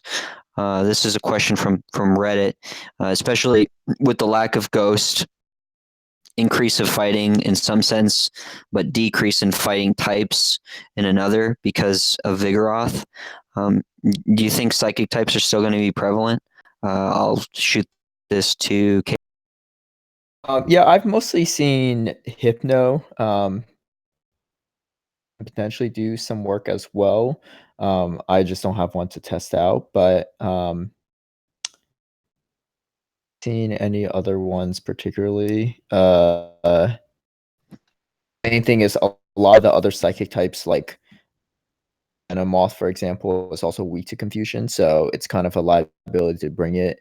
I don't know if I've seen any other particular ones in this meta. I think the most popular psyche types are banned in like Defense Deoxys, Cresselia, and Mew. So that's Right. part of it too. I think I it's guess definitely- or go on, King. Oh yeah, I think that's definitely the reason why you don't see it in this particular meta. If they weren't, Kakuna would definitely have a whole section for psychic types. I think another one that people are running maybe from season 1 regionals is Glade as a psychic type. Do you think Gallade has a place in this meta?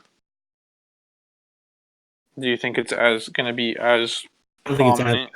I don't think it's as good in this meta. It doesn't. Its utility is definitely less, but I could still see people using it as an option. Mm-hmm. And I just want to backtrack real quick because Caleb did mention Bronzong, which kind of goes back to the anti-flyers. So what do you guys think of Bronzong as an anti-flyer subbing in for like Bastiodon and Probopass? I think that could work. I like Bronzong a lot. I think its problem here, like if Whiskash is really common, I suppose all the anti-flying are going to have that problem. A little nervous about using Bronzong in a strictly anti-flying role. Kind of like Steelix, those matchups are pretty close. But maybe. I think it's similar to Steelix in the sense that it has very close matchups with the Flyers. The right situation, not necessarily even with an energy advantage, just the right shield play. Shield bait ends up losing to Skarmory and to Altaria, which I think is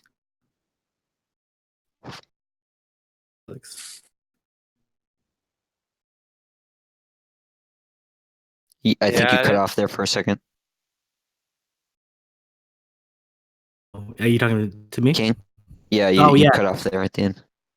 I think all I wanted to say was that it has potentially losing matchups against the Flyer, so it doesn't necessarily fill that anti-flyer role even slightly worse than Steelix. Mm-hmm. Yeah, that's fair. And then the other thing you lose is that it's going to be weak to most of the ghost types. Obviously, it'll destroy Haunter with just confusion, but it's weak to the other ghost types, whereas Bast and Probopass can deal with those pretty well. And so just another thing I wanted to point out too about Bronzong is that it doesn't do well against the other members in its category. Similar to Bastiodon and Probopass, like it gets walled by Steelix, but it also gets walled by the Electrics, which resist its Steel charge moveset. So Yeah, you don't want to be caught with a Bronzong against Lantern, I suppose. right, Be a yeah, bad day. Bronzong so does it's- decent though so with the it's- confusion damage, though, I Right. believe. right. That's what I was about to say. So it relies on that confusion damage, but against say like Magneton or Alolan Raichu, which resists that confusion damage as well. It doesn't do quite as well, and then Lantern double resists those steel moves. Mhm. So what about ghost types? I mean, some people on Twitch were asking about Alolan Marowak specifically. But do you guys see any play with ghost types, mainly in scrims, I suppose? I'll throw that at Caleb. Yeah, I think Alolan Marowak's interesting. I believe it completely walls out Medicham more than any other Pokemon. But I think the problem is you're going to see a lot more like different types of fighting types, like or counter users like Lucario, not Lucario, sorry, Vigoroth, or like Toxicroak, things of that nature. And I think against a Bastiodon, it's not a great matchup either. And yeah, I don't know. I haven't personally seen as much Alolan Marowak. And like I mentioned before too, like in certain situations, like if you run against a Lucario, you could still lose that matchup. I think it probably had a regionals than the world's meta, in my opinion. Mm-hmm. So, King, this was one question that came from Reddit. What was the weirdest pick you saw in the simulators, right? Before you got into scrimming for champions, what was the weirdest thing that you saw? This is overperforming. This is amazing in your sims. Yeah, that's a good question. I think the Pokemon that, if I would just go top of my head, I'm sure I can recall some other ones that I was surprised that I was so high ranked was Lucario on the general rankings. But in terms of on the Sims, I don't know if I have one off the top of my head. What about you, Kakuna? Since you're basically running a monopoly on these sims. Not really, but Well, not quite. No. we're just teasing. Solandro is a good friend of ours. But have you seen any surprise when you were first simming this out? Any surprises that you saw within your sims? I was surprised to see all the limited Pokemon show up in basically the top 10. So I wanted to add like a checkbox to, like hide limited picks so you could see the rankings with and without them. I was like, oh, that'll be cool. And then they just ended up being the top 10 anyway. And I was like, oh, Yeah, hated, except for Probopass. yeah, Yeah. except for Probopass. It does not deserve to be way down there.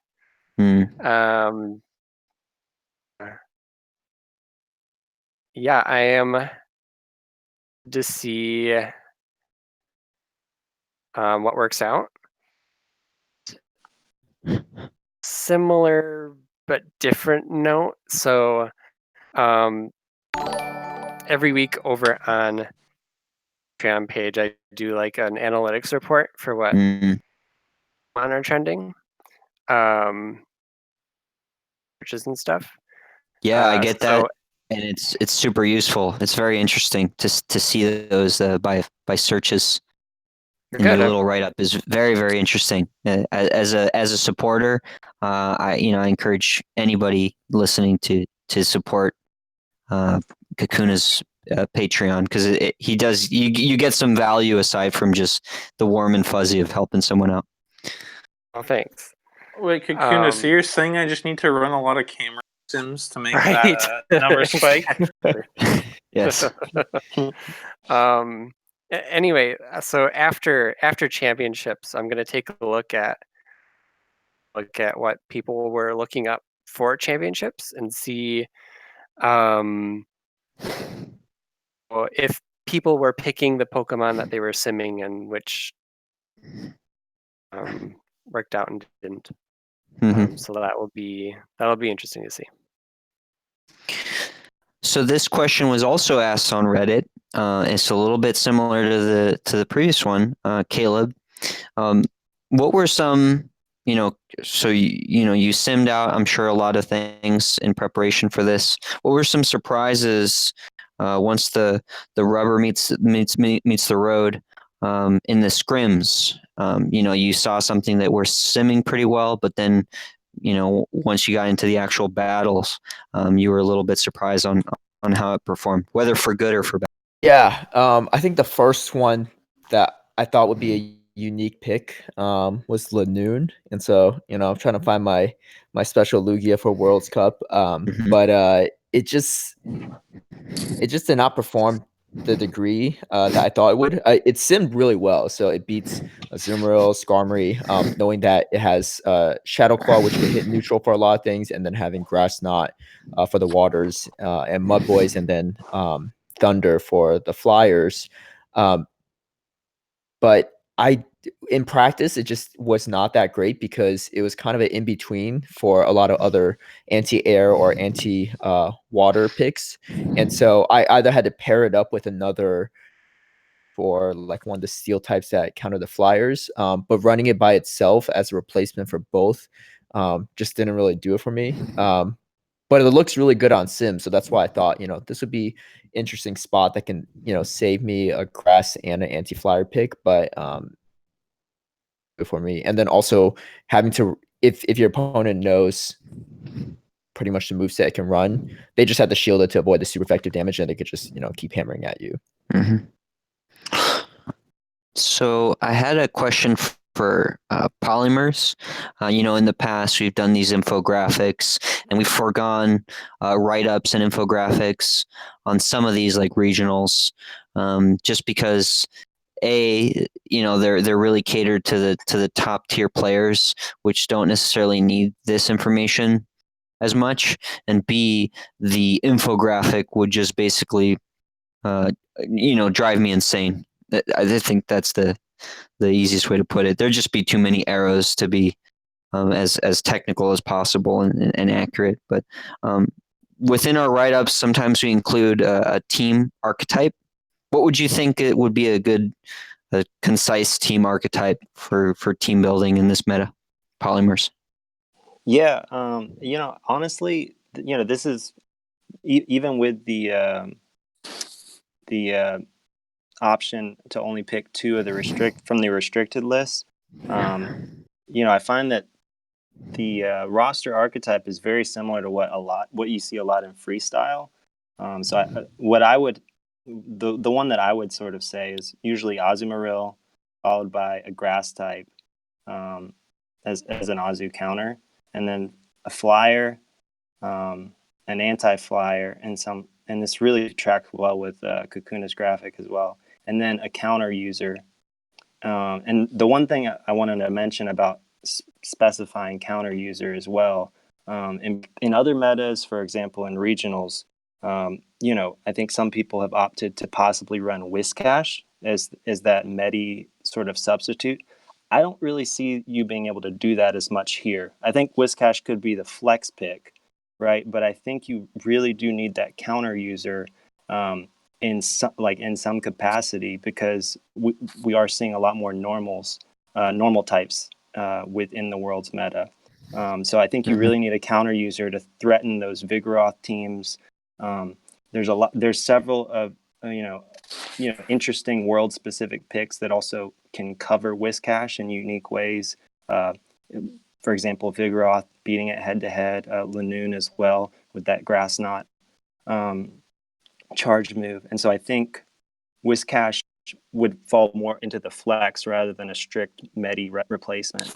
And then and for that flex pick, I think you could do a number of things with that 6 spot.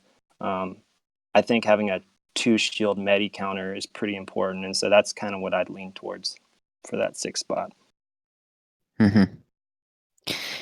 Yeah, it is interesting. It's hard to stray away from that structure of a team. It's been very successful in freestyle, and ultimately, it's vague enough that you should be able to expect it even in champions with the restricted picks. That's interesting. I do have some sort of parting questions to bring it all together. Number one is, how do you see the unique picks, like say Vigoroth in this meta is pretty unique. Gallade and regionals. How do you see these picks affect freestyle? The freestyle meta at large after champions is over. How do you see it affect freestyle? And I'd add We'll start with. Yeah, go ahead. I'd say I'd add like a Lugia, Linoon, and Noctowl to that list as well, of kind of interesting picks that have some unique coverages that we've kind of only recently dug up and looked into further because of regionals and world metas. So we'll start that question with Caleb. Yeah, I don't do as much freestyle myself personally, but I think certain things like Hypno may see more usage than I've seen currently, just because against a lot of the psychic legendaries too, and some of the things that were banned. Yeah, I'd say that's probably the biggest one that I noticed. Vigoroth as well, but Vigoroth might not make as much headway just because with Deoxys defense being pretty big and Medicham as well in freestyle, it's a little hard to play around with Vigoroth. King, do you dive into freestyle often in tournaments wise? I don't do freestyle tournaments, but I do battle many top trainers for fun in freestyle, where we'll pick 6 Pokemon and go through a variety of different ones. And then as well, I like help people in their preparation for freestyle tournaments. Mm-hmm. So I think what ultimately prevails in the season 1 championships across the 3 different regions, and I think that will influence on whether or not these Pokemon will be or even used in freestyle. Yeah. I mean, I'll say this as someone who does often do freestyle tournaments. Anytime a themed cup or regionals or whatever highlights something specific that's been really important, I do see them chosen in freestyle tournaments. I think it's something like there's some psychology in it. Just because you've made an investment, you've used it, you're comfortable with it, now you want to test it out against the bigger players, like say Deoxys or Cresselia or whatever. So for example, in Rainbow there's been a lot of Fortress. I'd expect to see more Fortress in upcoming freestyle tournaments, not necessarily because Fortress is better because of Rainbow, but because people discover it as a Cresselia counter. So they're like, oh, well, I'm going to check that box with it and build my team around it. So that being said, Kakuna, this format in general has been very interesting. It's the first one like it in that it has the restricted picks. How do you like it? What kind of precedent do you think it sets for tournaments to come? Yeah, I think I really like the concept of the restricted picks, and I think restrictions lead to creativity that we might not otherwise see.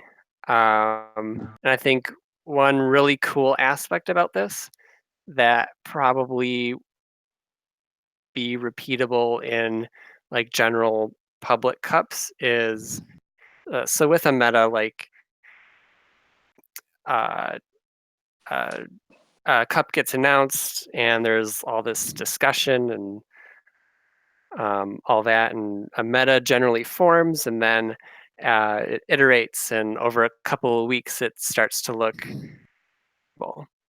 Here, Mm-hmm. happening been no iteration. People are going to be throwing stuff at a wall, and we're going to see what sticks. Yeah. Going to be really exciting. I'm very interested to see what happens in not Argentina, but in Chile, because a lot of those they tend to run pretty pure, I'd say, meta picks in those tournaments, and they tend to be really early. But Champions has sort of flipped that on its head, in that they have the last tournament as opposed to Dortmund and Chicago. So I'm very interested to see what they have to bring to the table after the other two have already gone. Absolutely. Yeah. I just wanted to say too, we also may see some meta adjustments in the middle of the tournament in Chicago, right? Because you're allowed to switch teams between the group and knockout stage, which is sort of a new format. So that a could good be point. interesting That's too. true. Yeah. Yeah. Even afterward, I think we may not really get a clear picture of what this meta looks like, because at the end of the day, these are all players, and at a certain point, it doesn't really matter what your picks are. It's just having a perfect mistake-free game. And whereas in a regular cup, we might see usage data and win data on different picks. Here we have a sample size of 1. Right, I agree with that, especially because the way the group stages is formatted is, it's listed as a Swiss-style group of 8, but in reality, that's just single elimination. Because if you lose any game in that group stage, then you're not going to win the group. And so that, comes with some factors too, where that mistake-free aspect comes into play.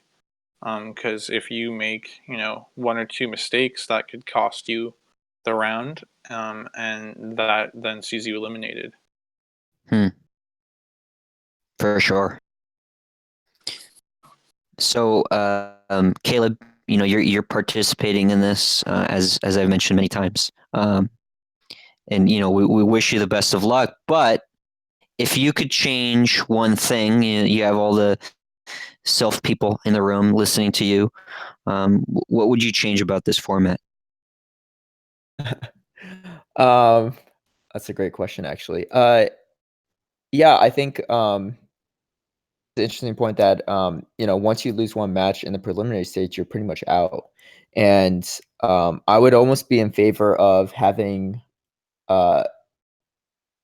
big enough so that there's a potential for like a 3-way tie or something with the amount of people in it, so that people aren't just kind of giving up after their first loss. I don't know if people will or won't, but the stakes are pretty much, I mean, there pretty much are no stakes after you lose your first one, right? Like, no matter, even if you go 2-1, it's not going to. Right. So for our final question of the night, I'm going to ask all three of you guys this. I'm just going to start with Kakuna. Gun to the head, championship is over. You're going to Go Fest. You go to the arena and you have to pick a team of 3 for the blind matches of 3. These are best of 1 matches, right? So what do you pick? What are your 3? So I was beforehand and wrote up a bunch of lists, and I kept finding myself wanting 7 spots instead of 6. But you only have 3. Yeah. Kakuna, Yeah. this is the Niantic sponsored Go Oh, Fest I see. PvP. Okay. Yeah. Sorry. So it's blind 3, duplicates allowed, best of 1 matchup. Got it. Okay. I think double Deoxys would be pretty hilarious. I think whatever meta emerges from that is going to be pretty Deoxys and Sableye heavy.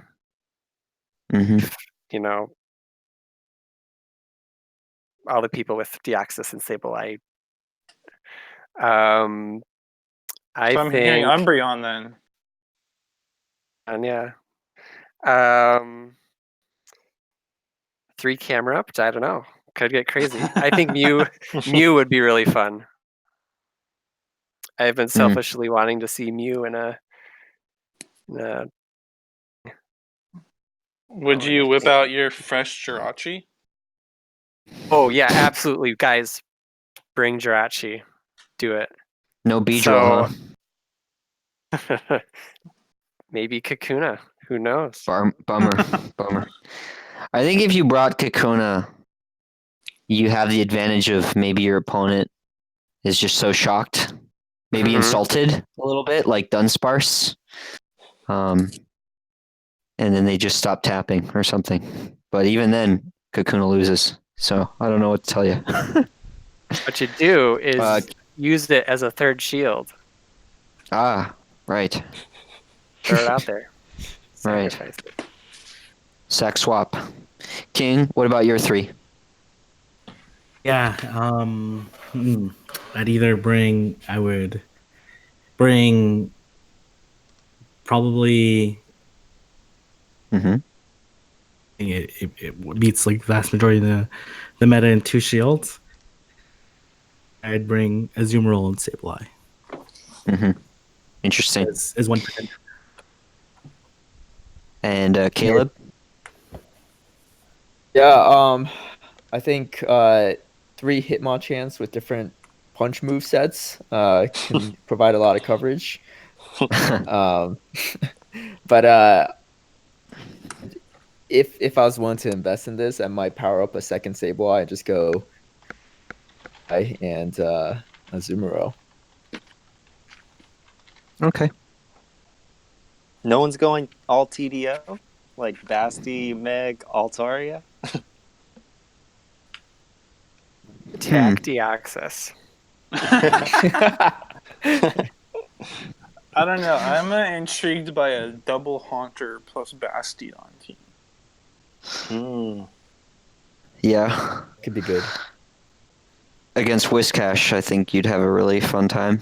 Yeah, but who's going to run Whiscash? And I powered up 3 You Whiscashes. never know. So You never powered up know. what, King? we'll move Whiscashes. Ready to go. I can just imagine this rural player has never touched PvP. It's like, oh man, I'm so excited. Whiscash is my favorite. I'm so glad it has so many moves. I'm gonna run 3 of them, and he runs against you, and then like he happens to hear your name. It's like, oh man, there's no way I'm gonna win. You know, he's like a top player, and then he rolls out his Whiscash, and then you're screwed. So You see, I'm GG. just playing the mind games. I'm actually going to run a Razor Leafer. Yes. Well, that'll do it. Actually, circling back to earlier discussion, if you want to beat Sableye, you either want Azumarill or it actually really fears Razor Leaf. Razor Leaf does have some merit. Okay. I believe Tristan and Beagle, you guys had a couple more questions before we close out. Yeah, Beagle, do you want to go first? You go first. All right, so 2 quick questions. One, because we kind of didn't cover it, what do you guys think of Umbreon in this meta? I've seen a lot of people run Umbreon, and I think the fact that it beats Sableye and Haunter's is really appealing, and then as well, it's very tanky, so it can have decent neutral matchups against a lot of the meta. We'll definitely see Umbreon. Yeah, and the thing I like about it is that most of the things that beat it are on that restricted list. And then my other question, which Caleb, you don't have to answer this. It's more for Kieng and Kakuna, but if you were going to Worlds, what would your team of 6 be?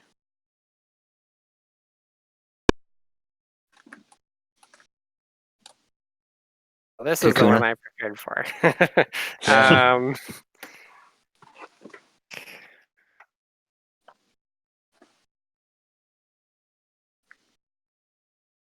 I would probably run something pretty straight, like Metacham, Skarmory, a Victory Bell, Frostlass Lantern. Frostlass is kind of there as a because type flying. Altaria would be a problem, but I've got a little bit of ice coverage to have to. That would be my kind of. So at the end of the day, you're going without a Azumarill, though. Suppose so. I think it's so tough. I do not envy the people in this position. I've got like 5 different lineups here. Happy with any of them. So, yeah. I'm not hearing Beedrill. Definitely not hearing Beedrill. I guess I gotta You gotta out start somewhere, out right? improved. Got a chip on my shoulder. And King? Yeah, so the last one I've been scrimming against people with is Vigoroth, Lantern, Azumarill, Skarmory. So those are my 2 restricted picks. Steelix and Sableye. I'm not sure I'd run Steelix. That's mostly just scared to run their Probopass or Bastiodon. So if you weren't running Steelix, what would you put in that slot, you think? Victory Bell. But I don't have one. You cut off there for a second. You were saying Victory Bell what? Yeah, but I don't have one ready. Oh, okay. But you like do Victory not? Bell. You like Victory Bell over Ivysaur, you're saying? I think I've seen like a lot of really interesting videos and play, and people have gone against me with Acid Spray and with Razor Leaf. Can do a lot of damage, and I think like for example, like it can catch someone off if they switch in with a Medicham. Maybe a cutoff and or might react too slowly before they can switch. Okay. That matchup. And B Gold, you had one more question? This better not be water propaganda. Uh-oh. Here it comes. B Gold, if you're on. All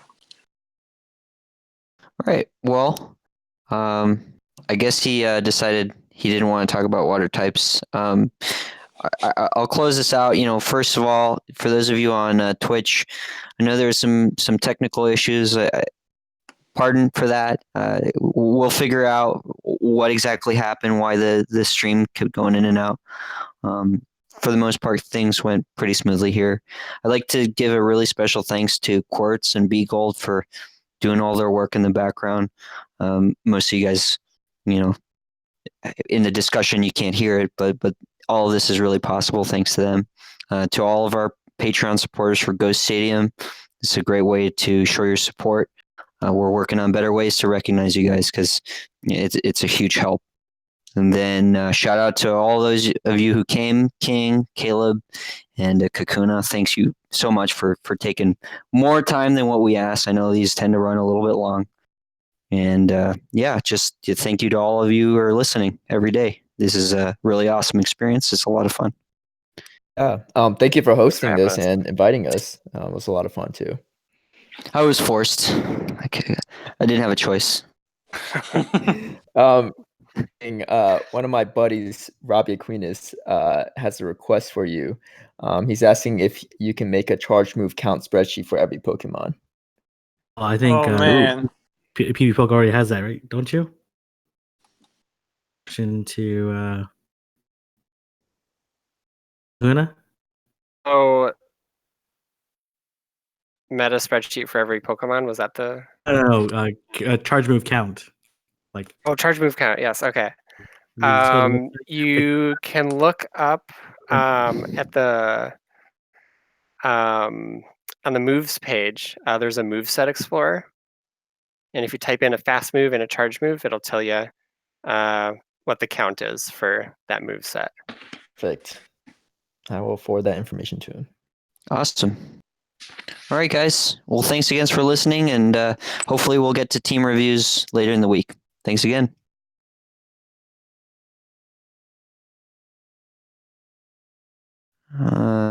B-Gold, are we off?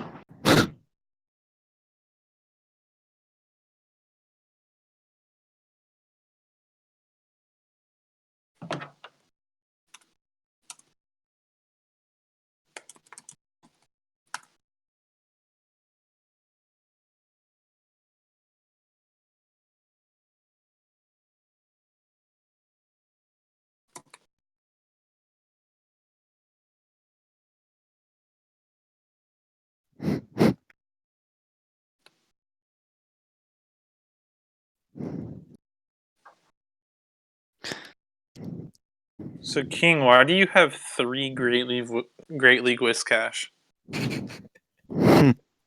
Avalar Stardust. 2, when I was first practicing with or even like general scrims early on, I was like, this is before I knew bar brooches were everywhere, right? Before they changed the spawns in Toronto. So I'm like, oh, I have one. Power it up, double move it, and then if I get a better one, I'll that one. And then if I get an even better one, then it led me to this endless cycle where I should really wait.